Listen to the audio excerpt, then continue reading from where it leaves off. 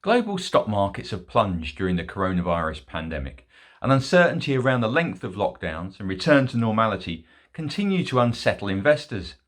Now, investors have historically seen gold as a safe port in the storm, and this time is no different. It's why gold has seen its popularity surge and the price return to levels not seen for over 7 years and near to a record high. To help explain the current attractiveness of gold and its investment potential, I have with me John Meyer, highly regarded mining analyst at SP Angel, and Alya Samokhvalova of Russia-focused gold miner Petropavlovsk. First to you, John. With the pandemic wreaking havoc on the global economy, the gold price has risen sharply. Which larger gold miners do you think we should watch closely over the next 6 to 12 months? On the large cap side of the gold mining companies, we've got Petropavlovsk and SolGold, both companies that are liquid and well traded. And in Russia, Petropavlovsk has the added benefit of the collapse in the ruble, which will keep its local costs down. And of course, let's not forget the oil prices collapse. So for large open cast mining companies like Petropavlovsk, costs have fallen on a number of fronts. It's not just the collapse in the local currency, but the collapse in the oil price means that their input costs will be very much lower at a time when their sales will be very much higher. So the margin improvement is great. If we turn to other more project-led companies, SolGold, which has some 22 million ounces of gold in its massive porphyry copper deposit in Ecuador, stands to do really quite well if and when this project gets up and running. Now to Alya. Petropavlovsk has been around for many years. Indeed, many investors with long memories will remember the business as Peter Hambro Mining. For those who don't know the company as well, could you please give us a quick potted history of Petropavlovsk? Our company exists for 25 years. It is one of the oldest Russian companies on London Stock Exchange. The company, through the history of its development, went through humble beginnings with one license for greenfield operations and to 4 big plants which are producing between 500,000-700,000 ounces of gold a year. It is one of the biggest gold producers in Russia. Last 2019 was a seminal year for the company when we managed to commission our 10 years project POX Hub, which is going to be transformational for the company. The commissioning went very successfully, and hopefully we will be this year gathering fruits of that successful commissioning. Secondly, we were upgraded by our rating agencies on the back of our successful operations and marking turnaround in the history of the company, and we are on a steady path to go further through better to increase in upgrades with agencies this year. Lots of sectors have been badly affected by the pandemic. Have your operations been impacted at all? We came to the beginning of 2020 in a very strong position, and obviously COVID-19 situation is as stressful for our company as for everybody. But saying this, I can say that we are probably in one of the best positioning if we are talking industry-wise or if we are talking country-wise from both points of view. So far, though it obviously put a lot of pressure and stress on the management, so far I can say that our operations are not affected at all. Petropavlovsk shares were one of the FTSE All-Shares best performers in the last tax year and one of the stocks to own during this market crash. Why is the company so popular again? Well, I gather there are several factors to that, and one can't deny that being, as I mentioned, in the gold space is really a good place to be.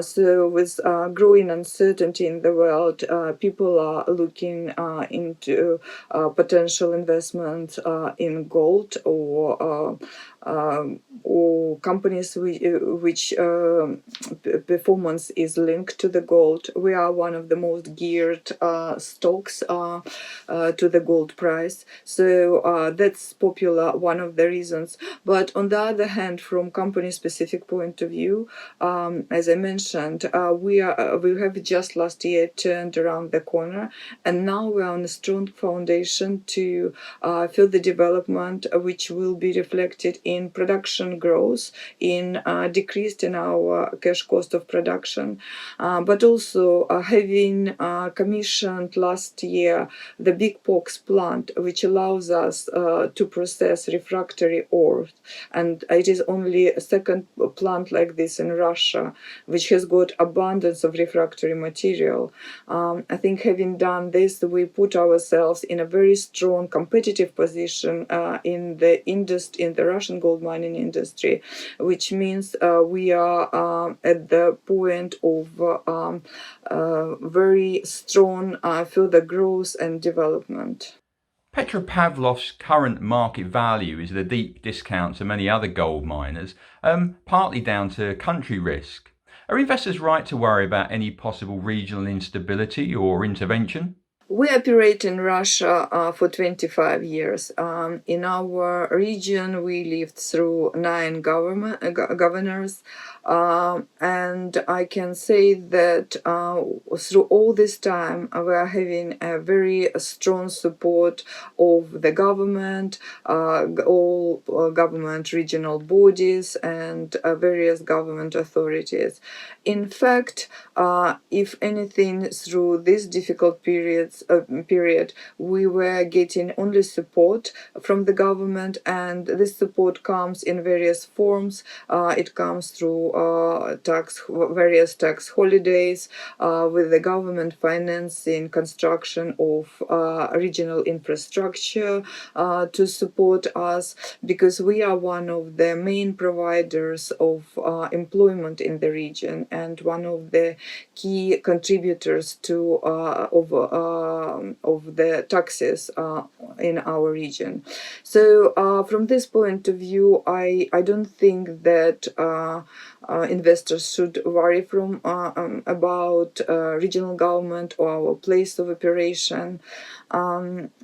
I think there is a lot of bad taste in investors' mouths in terms of Russian investments coming from 1990s or some wars of oligarchs. We never had any oligarchs' involvement in our company.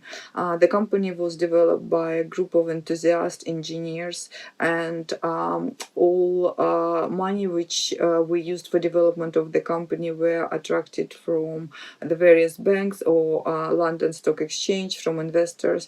That is why we were always below a radar screen in terms of any scandals or attacks in the industry, and we find our place of operation quite safe from regulatory and from business point of view. Alya, you're still carrying quite a lot of debt, and we'll need to pay that down at some point.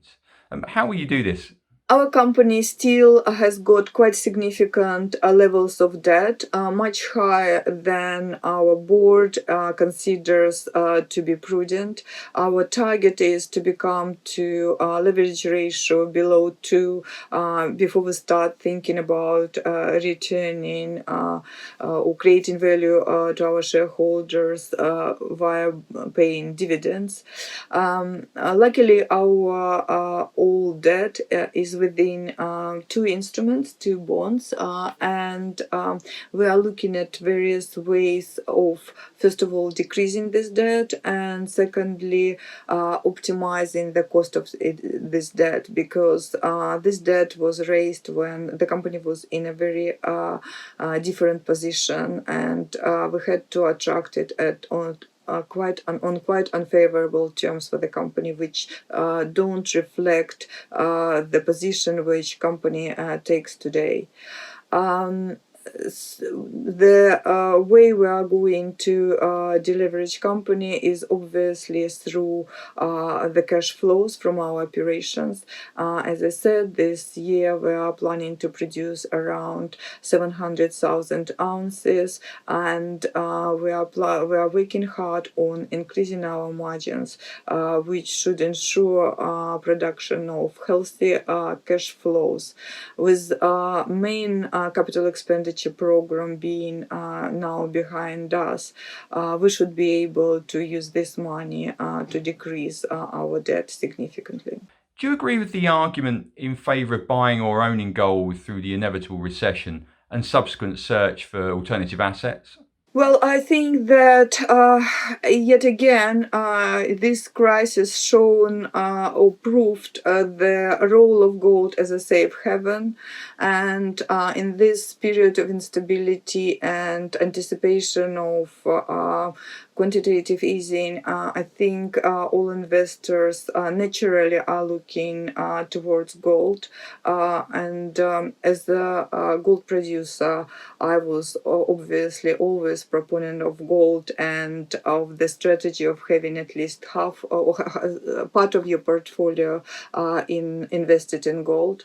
As for gold price, as a gold producer, we are always relying only on the current gold price because that's what we're dealing and that's how we are running our business. But it is very pleasing to see the major banks getting to $2,000, $3,000 per ounce targets in the nearest future, and I don't think it is unrealistic if we are looking in the current context. In addition to a general economical instability and the policies of central banks, I think another factor which might affect gold price in the nearest future is the fact that a lot of gold mining industry went through a lot of disruption during the period of COVID. And though, as I said, our operations are unaffected, there are a number of companies who suffered significantly more. So we might be in a period of shortages of physical gold production, which also should be affecting gold price.